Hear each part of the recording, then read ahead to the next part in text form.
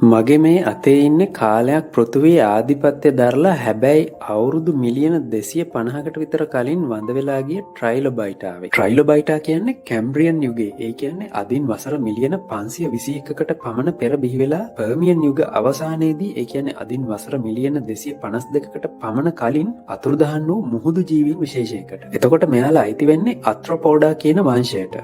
ට්‍රයිලොබයිටා fossil එකතු කරන්න ආසායට වැදගත් වෙන දේවල් ටිකක් කියන්න මම දැන් හදන්නේ. ට්‍රයිලොබයිට් ෆොසිල මේ වෙනකොට ලෝකේ වැඩිපුරම හම්බෙලා තියෙන්නේ මොරොක්කෝ, USA, රෂියා, කැනඩා කියන මේ රටවල් වලින්. අපි දැන් බලමු මේ රටවල් වලින් හම්බෙන ට්‍රයිලොබයිටා ෆොසිල් වර්ග මොනවද කියලා. එල්රාතියා කිංගී කියන වර්ගයට අයත් ට්‍රයිලොබයිටා ෆොසිල නෝර්ත් ඇමරිකා මහද්වීපයේ ආශ්‍රිතව තමයි වැඩිපුරම හම්බෙලා තියෙන්නේ. එතකොට ෆෑකෝප්ස් රානා කියන වර්ගයට අයත් ට්‍රයිලොබයිටාවන් ජීවත් වෙලා තියෙන්නේ ගැඹුරු මුහුදේ. එසෆස් කොවලෙව්ස්කී ට්‍රයිලොබයිටාවන් රුසියාව ආශ්‍රිතවත් පැරඩොක්සිඩස් බහුල වශයෙන් මොරොක්කෝ, ස්පේන්, කැනඩා ආදී ස්ථානවලින් හමුවෙන දැවැන්ත ට්‍රයිලොබයිටා වර්ගයක්. අවුරුදු මිලියන 250කට කලින් ලෝකේ ආධිපත්‍ය පතුරවන්න හිටිය ට්‍රයිලොබයිටාවෙක් ෆොසිලයක් වෙලා දැන් මෙහෙම මගේ අතට වෙලා ඉන්න එක ගැන කල්පනා කරද්දි හරිම පුදුමයි නේද? හරි. එහෙනම් මේ වගේ ෆොසිල් කලෙක්ෂන් හදන්න ආස අය ෆොසිල් හන්ටර්ස් WhatsApp group එකට පහළ link එකෙන් ගිහින් ඇඩ් වෙන්න.